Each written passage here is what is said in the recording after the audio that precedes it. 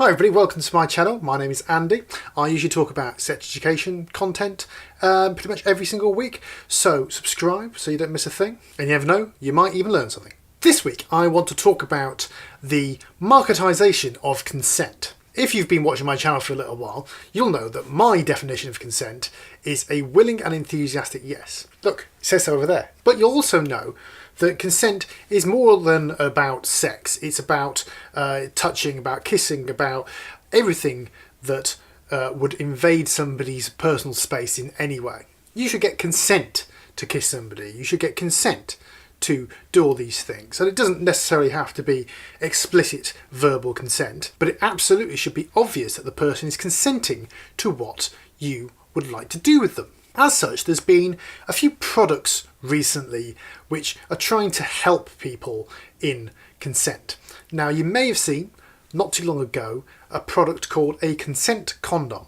Apparently it was a bit of a marketing stunt, really, more than an actual product, but if it was going into production, it was probably one of the worst ideas ever. So the idea in this particular condom is that the packaging couldn't be opened unless two people were doing it. Now let's lay aside for a moment the problems with, obviously that would have to be penis in vagina or penis in something else, sex, although I suppose you could use them on sex toys, but that's by the by. The point is that you can withdraw consent at any time. Just because you used a consent condom doesn't mean that you are giving carte blanche to consent for that period of time. And this is important because if a case went to trial about rape or sexual harassment or sexual touching, etc., all those things which should go to some sort of trial or proof required, there's a possibility that if they used a consent condom,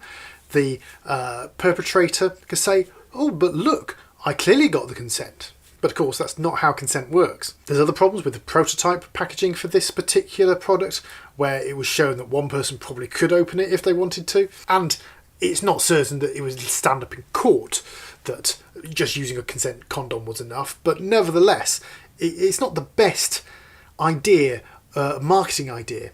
And it was rightly lambasted by everybody in the sex ed community for being, for getting the wrong idea about consent. So that was a little while ago. The idea's kind of gone away. I doubt it's going to resurface. But recently on Twitter, I saw this. It was a Twitter account for what is allegedly a new app coming called the Consent Tracker. It says, "The new app helps create a safer dating experience by building consent agreements throughout your date. Powered by blockchain," which is already a red flag for me. Now, what I get by this is that they are trying through an app on your phone and potentially the same app on the person that you're having a date with phone, some sort of consent between the two of you about what you are agreeing with when it comes to things like kissing and cuddling and all that, which sounds great, except that you can withdraw that consent at any time. Yeah? So I saw somebody who tweeted this with a screenshot of the profile, and I commented on it saying, well, hang on, does that mean if you are both naked and you want to withdraw consent, you have to fumble around in your jeans pocket and cancel the transaction on there? It's so ridiculous. It's something which potentially could be used as evidence in court, where that is not what consent's all about. It's not about recording it or writing a contract or anything else like that. It's insane that this would be used. It's a sexual assaulter's paradise that they might have a situation where they've got a record of somebody's consent, and who's to say that it wasn't them who managed to get hold of the other person's phone and did the transactions themselves. Again, for me, it completely misses the point in consent. Consent is a willing and enthusiastic yes, and there's no other way around it. It is not a contract. It's not something you can assume.